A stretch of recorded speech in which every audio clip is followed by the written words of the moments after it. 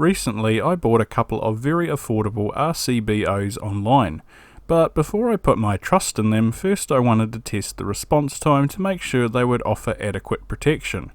But there was just one problem. The price tag of a tester starts at a few $100s. So in this video I'll show you how I built my own RCD tester for around $30 of components, explain how it works, and put it through some tests to understand what sort of accuracy we can expect. This video is proudly sponsored by JLC PCB, who offer high quality PCBs at very affordable prices.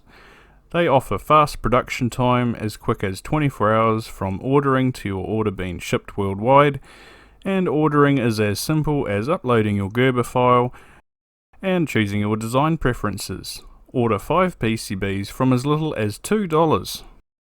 Warning: this circuit has high voltage AC and DC power, which if not handled correctly can cause a lethal shock. Replicate what you see at your own risk.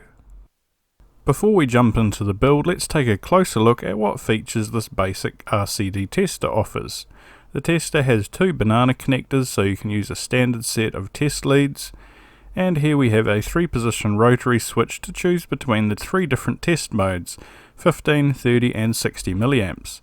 These values can also easily be customized by swapping out a 2-watt resistor for a value of your choice.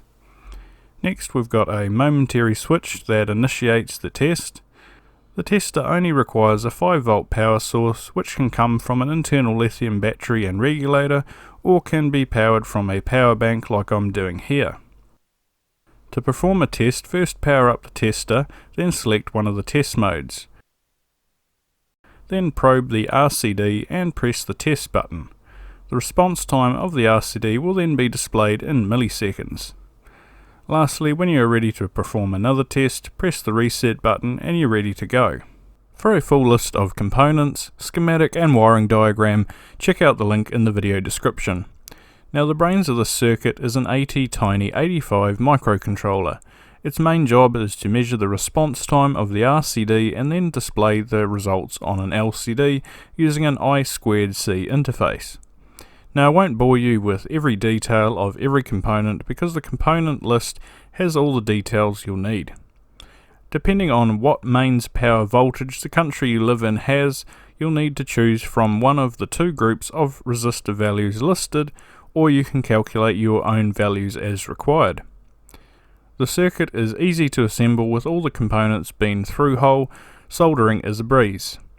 It only took me about 5 minutes to assemble my board. Now before we install the ATtiny into the socket, we first need to program the ATtiny with the included RCD timer program. There will be a download link in the video description that has all the files and a full set of detailed instructions on how to flash the program to the ATtiny. So with the program successfully flashed to my ATtiny, I can now install the ATtiny into the socket. With the circuit board complete, I moved on to modifying the plastic enclosure I had chosen to house all of my components. I recommend carefully planning the layout of all the components before you drill any holes. Poor planning can be a real headache later on if you run out of space to fit everything. My preferred method of mounting modules like this LCD is to use brass M3 threaded standoffs with a nut on the back to fasten the standoff to the PCB. I can then use M3 screws to mount the LCD into the enclosure. And I'll use more M3 standoffs to mount the circuit board to the enclosure as well. The ATtiny and LCD both require a regulated 5-volt power source. If you are planning on using this tester on a regular basis, I'd recommend using something like a lithium 18650 battery paired with a module like this one that charges and protects the battery while also providing a regulated 5-volt output that we can use to power our circuit. But since I don't plan on using this tester for months at a time, having an internal battery doesn't make a lot of sense for me at the moment. So instead I plan on using a power bank to supply 5 volts. To connect the power bank to my circuit, I'll use a USB micro panel mounted cable, and at the other end I'll cut off the USB connector and strip the wires back. At this point everything was prepped and just needed to be wired together according to the wiring diagram provided. One very important safety feature I want to highlight is the fuse that connects the live banana connector to the rest of the circuit. In the event of a short circuit, this should provide basic protection and should not be overlooked. Now you'll notice on my PCB I have live, neutral and earth connections. This was useful during prototyping the circuit, but is now a complete pain if I had to use this on a daily basis, as it requires the use of 3 probes to test an RCD. So the PCB Gerber files you'll download will be an updated version and will only have live and earth connections. But since I don't have an updated PCB, I'll get around this by bridging the neutral and earth connections like this, so I only have to use 2 probes. With the wiring out of the way, it's time to screw the enclosure together. Now before I jump into just testing an RCD, it's a good idea to use my multimeter to measure the resistance of each mode to verify everything is wired correctly and is safe to use. Now one important safety issue I'd like to highlight is that if you find yourself in the situation where during a test the RCD does not trip, holding down the test button for more than a few seconds can result in the power resistor overheating. Don't be overly concerned about this, as it does take several seconds before the resistor eventually overheats. A simple quick press of the test switch is all you need to conduct your tests. After all, no one wants to be this guy.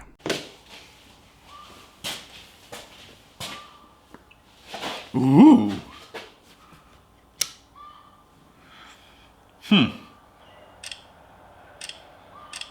Oh yeah.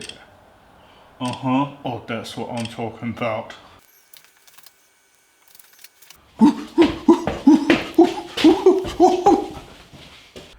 We apologise for that interruption, and now your usual program will resume. And the last thing I did was to apply some labels to the enclosure. So now let's discuss what sort of accuracy we can expect from this device. Now of course it only costs around $20 or $30 in parts to build, so we can't expect sub-millisecond precision compared to spending 4 figures on an electrical tester. But if it's too inaccurate, then the point of building it just goes right out the window anyway. Here is a whiteboard I prepared earlier. So to answer the question, how accurate? Well, the circuit has a response time of less than 1 millisecond. The ATtiny has between 2 and 3% error margin and counting time, and due to random test initiation within the AC sine wave, that can add anywhere from 0 to plus 10 milliseconds to the reading. So if a test duration lasts 100 milliseconds, the tester I built will have a reading anywhere from 98 to 108 milliseconds. What, you want an explanation of how I came up with these figures? Oh fine, here we go. Now in order to compare my RCD tester to the likes of a commercial tester, we first have to understand how these two testers test an RCD in slightly different ways. Now of course, whatever RCD we're testing, it'll be wired up to mains power, which will be AC or alternating current, and either typically 50 or 60 Hertz depending on the country you live in. So here's our 50 or 60 Hertz sine wave, and then the line through the middle represents the zero crossing position. Now a commercial tester will initiate the test of an RCD at 2 different points within the AC wave. They'll typically be tested at the 0 degree position down here, where you've got the lowest voltage potential between live and earth, and then at the peak of the wave at the 180 degree position, where you've got the highest voltage potential between live and earth. Now testing at either of these 2 points will yield slightly different response times from an RCD. But more importantly, by initiating the test always at the same point in the AC wave, you introduce consistency across all your tests you'll be performing. Now the tester I built lacks the feature to initiate the test at any given point within the wave. It is going to be just down to sheer random chance. Whenever the operator presses the button, the test will be initiated. This means that we will have some inconsistency across our tests because the test could be initiated anywhere within this wave. So let's talk worst case scenario. Worst case scenario, the worst point to initiate the test in the AC wave would be somewhere around here, because it's going to require the longest time period until the wave gets to about here before there'll be enough current flowing to trip the RCD. And the time it would take to get from this point in the wave to down here would be, give or take, around about 10 milliseconds.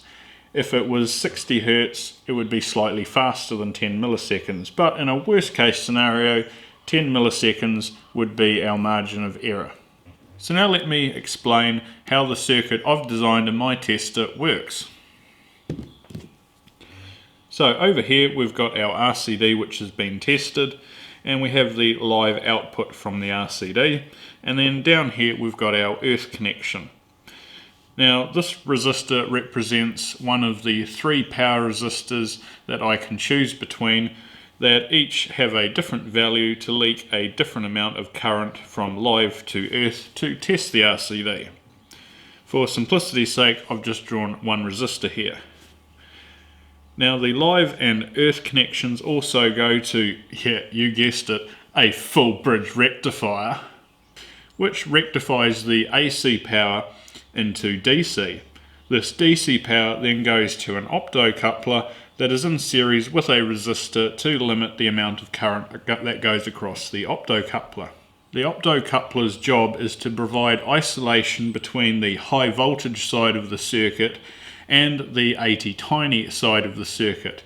So the optocoupler ultimately sends a signal for the ATtiny to then measure the response time of the RCD. But there is just one problem with this circuit. You see, the alternating current coming into the full bridge rectifier that then gets rectified into DC will be fed into the optocoupler in pulses. So the signal output from the optocoupler will look something like a square wave, which is absolutely no good for the ATtiny to measure. What we need to do is add a capacitor across the output of the full bridge rectifier like this. So now we've got a capacitor smoothing out the output of the full bridge rectifier, but there is another important thing to consider. If we choose a capacitor that is too small in value, then it's not going to provide adequate smoothing to the power, and we're still going to get an output of a square wave from the opto. But on the other hand, if we choose a capacitor that is too large, it is going to store enough power to keep the opto illuminated long after the RCD is tripped, corrupting the results. So the 100 nanofarad capacitor I've chosen here has been carefully chosen so it is neither too big or too small. So here's a quick summary of what happens during a test. When the operator presses the test button, live output from the RCD is then connected to the power resistor, which leaks a certain amount of current to earth. The power is also connected to the rectifier, which is then smoothed out across the capacitor, which then illuminates the opto, sending a signal to the ATtiny to start counting how many milliseconds will pass. Now let's say hypothetically 30 milliseconds have passed and the RCD trips, which cuts power to the circuit. At this point, the capacitor very quickly drains, the opto extinguishes, and at this point in time the ATtiny stops counting how many milliseconds have passed and then displays the results on the LCD. In order to test the response time of my circuit, I carefully calibrated a second ATtiny to output a precise 100 millisecond pulse that I then verified on my scope meter. I then built a second PCB board for the purposes of testing. The only component value that I changed for this test was resistor R4 to suit the 5V output of the ATtiny. The 100 millisecond pulse would be connected at the output pins of the rectifier. This will test the response time of the optocoupler and charge/discharge time of the capacitor. I then hooked up my scope to the pins the ATtiny would be connected to in order to measure the response time of the circuit. I was delighted to see that my scope measured exactly 100 milliseconds. Now even though this test was very basic, it at least indicated that the circuit had a response time of less than 1 millisecond, which for my application was completely satisfactory. I then installed an ATtiny and hooked up an LCD to repeat the same 100 millisecond test, but there was just one problem. The time the ATtiny displayed was 98 milliseconds. I then repeated this test in case it was just an abnormality, but every time I got the same result, 98 milliseconds. So the question on my mind was, if I'm feeding in a precision 100 millisecond signal, why did the display only read 98 milliseconds? Where did those precious 2 milliseconds go in my test? Well, in my mind, there is 3 basic culprits that could be the reason. It could be the signal input, which is the 100 millisecond signal we're feeding into the circuit. There could be a 2 millisecond latency somewhere in my circuit, or the ATtiny 85 that is measuring the signal might not be accurate. Now we know the signal is accurate because I used my scope meter to measure how long the signal was for, and it was spot on 100 milliseconds. So we know it is not the signal. So that leaves us 2 culprits, the circuit or the ATtiny 85 measuring the signal. So how am I going to figure out which one of these is the culprit? Well, if the circuit has a 2 millisecond latency, that is a fixed value. It will not change irrespective of how long the signal lasts for. It will always be a 2 millisecond delay. So in my test, I put in a 100 millisecond signal, and we got out, as you've seen, 98 milliseconds. So we lost 2 milliseconds. But if I fed into my circuit 1000 milliseconds, then what we would expect to see, if the circuit does indeed have a 2 millisecond latency, is we would expect to see 998 milliseconds out. The other possible explanation is that the ATtiny is reading 2% slow. So we fed in a 100 millisecond signal in, we got out 98 milliseconds, therefore a 2% error would explain this. So again, if we fed in a 1000 millisecond signal and we had a 2% error, we would expect to see 980 milliseconds out. So what I'm going to do is feed this circuit again 1000 milliseconds this time instead of the 100 in the first test. And what that means is, if we see 998, the culprit is the circuit here. If we see something closer to 980 milliseconds, then we know that the ATtiny is reading around about 2% slow. So I recalibrated my second ATtiny to output a 1000 millisecond pulse, and again verified this on my scope. I then initiated the test, and immediately the culprit was revealed. The ATtiny was around 2 to 3% out of time. I then repeated this test a few times in order to see if there was any inconsistency between tests, but there wasn't. To make sure there wasn't any funny business going on when everything was wired together, I also hooked up my scope to verify if the 1000 millisecond pulse was still accurate, and it was. In total, I tested 5 different ATtinys purchased from 3 separate sources to try and understand if this error margin was limited to just my ATtiny in case I happened to have a faulty unit. All the ATtinys I tested all fell somewhere in between the 2 to 3% range, so it would seem from my limited test sample that this error margin is fairly typical for an ATtiny 85. And after all, these aren't advertised as a precision time instrument, so we shouldn't be surprised. Now you might be thinking, hold on Mr. Schematix, if all your ATtinys have this 3% error, then your test results would be corrupt because you were using one ATtiny to measure another ATtiny, right? Well yes, this would be true if I hadn't calibrated the program. In each of my 100 and 1000 millisecond tests, I calibrated the pulse duration to allow for this error. I would then use my scope to measure the signal and if needed make further adjustments until the pulse time was spot on. So without any doubt in my mind, the ATtiny measuring the signal was the culprit. So now we can summarise how accurate this RCD tester is. So here we go. The circuit response time is less than 1 millisecond. The ATtiny has between 2 and 3% error margin in counting time, and due to random test initiation within the AC sine wave, that can add anywhere from 0 to plus 10 milliseconds to the reading. So if a test duration lasts for 100 milliseconds, the RCD tester I built will display anything from 98 to 108 milliseconds. We got there. What this essentially means is a 10% error margin. So is a 10% error margin acceptable? Well, if you're an electrician and you're filling out health and safety forms, no, 10% is just too high.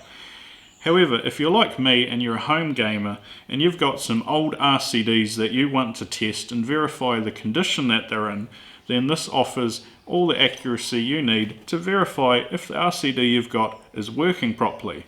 I mean, after all, this offers a higher degree of precision and testing than just the simple test switch on the RCD, which doesn't tell you anything about how fast the RCD responded to the test.